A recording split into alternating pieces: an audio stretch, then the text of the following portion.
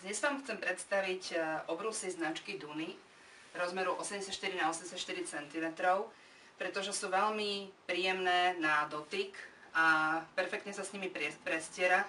Už len z toho dôvodu, že tieto obrusy sa dajú dokonca žehliť.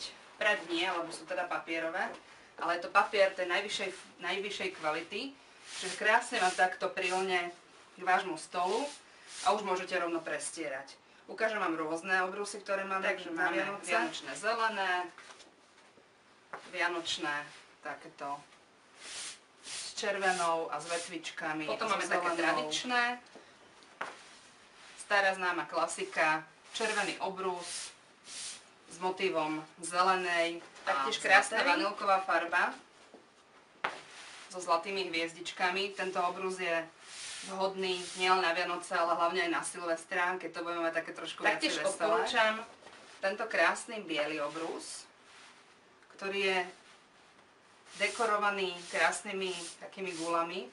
Nie sú celkom vianočné, čiže obrus je veľmi vhodný aj tak na takú zimnú svadbu. A taktiež vám ukážem krásny červený obrus, klasický vianočný.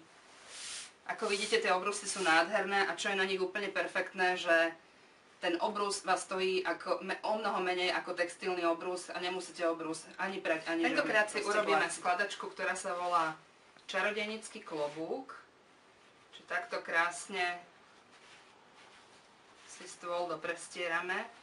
Aj tento čarodejnícky klobúk nájdete v knižke Inšpirácia na každý deň, ktorú si môžete buď kúpiť v e-shope, alebo v elektronickej podobe ju môžete získať zadarmo, keď nám poskytnete váš mail. Stôl dozdobím len takýmito krásnymi lesklými gulatými sviečkami. Krásne Vianoce.